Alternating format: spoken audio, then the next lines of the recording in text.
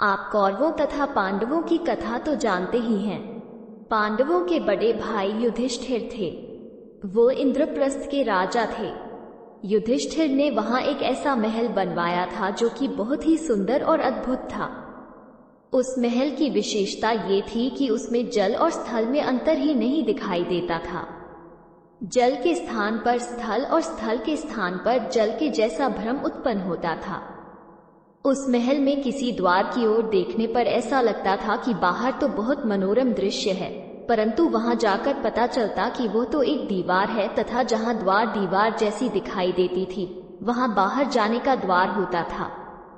बहुत सावधानी रखने पर भी बहुत से व्यक्ति उस अद्भुत महल में धोखा खा चुके थे। राजा युधिष्ठिर ने एक बार राजसूय यज्ञ किया। उन्होंने इस यज्ञ में सभी राजाओं तथा अपने परिजनों को आमंत्रित किया था।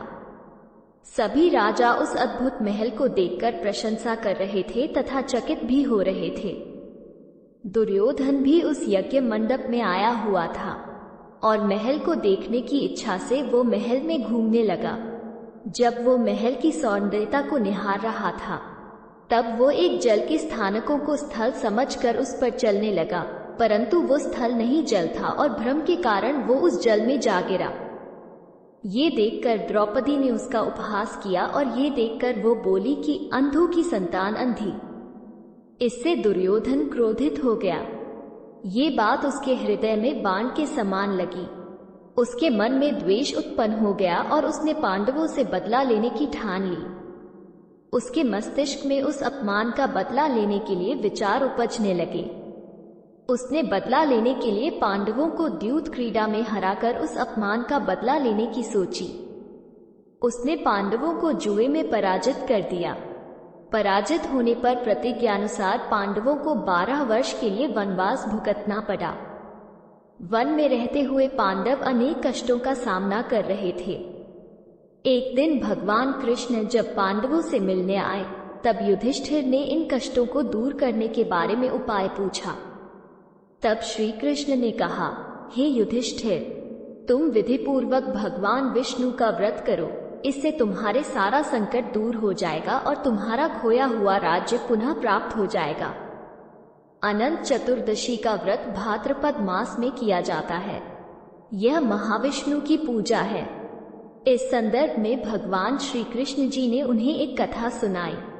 प्राचीन काल में सुमंत नाम का एक नेक तपस्वी ब्राह्मण था। उसकी पत्नी का नाम दीक्षा था। उनकी सुशीला नाम की एक कन्या थी जो कि बहुत ही सुंदर और धर्मपरायण थी। कुछ समय उपरांत सुशीला की माता दीक्षा की मृत्यु हो गई। पत्नी की मृत्यु के बाद सुमंत ने कर्क्षा नामक स्त्री से दूसरा विवाह कर लिया। सुशीला बड़ी हुई तब उसका विवाह ब्राह्मण सुमंत ने कौंडिन्य नामक ऋषि के साथ कर दिया। विदाई में कर्क्षा ने दामाद को कुछ ईंटें और पत्थरों के टुकड़े बांध कर दे दिए। कौंडिन्य ऋषि दुखी होकर अपनी पत्नी को लेकर अपने आश्रम की ओर चल दिए, परंतु रास्ते में ही रात हो गई।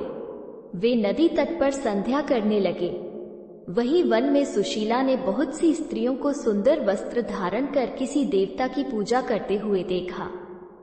सुशीला के पूछने पर उन्होंने विधि पूर्वक अनंत व्रत की महत्ता बताई। सुशीला ने वहीं उस व्रत का अनुष्ठान किया और 14 गांठों वाला डोरा हाथ में बांधकर ऋषि कौंडिन्य के पास लौट आई। कौंडिन्य ने सुशीला से डोरे के बारे में पूछा तो उसने सारी बात बता दी। उन्होंने डोरे को तोड़कर अग्नि में डाल दिया। इससे भगवान विष्णु जी का अपमान हुआ, जिसके फलस्वरूप ऋषि कौंडिन्य दुखी रहने लगे। उनकी सारी संपत्ति नष्ट हो गई। जब उन्होंने अपनी पत्नी से इस दरिद्रता का कारण पूछा तो सुशीला ने अनंत भगवान का डोरा जलाने की बात कहते हुए वो बोली कि यह सब भगवान अनंत के अपमान के कारण ही हो रहा है। पश्चाताप करते हुए ऋषि कौंडिन्य अनंत डोरे की प्राप्ति के लिए वन में चले गए। वन में कई दिनों तक भटकते भटकते निराश होकर एक वो दिन भूमि पर गिर पड़े। तब अनंत भगवान प्रकट होकर बोले, हे कौंडिन्य, तुमने मेरा तिरस्कार किया था, उसी से तुम्हें इतना कष्ट भोगना पड़ा। तुम दुखी हुए, अब तुमने पश्चाताप किया है।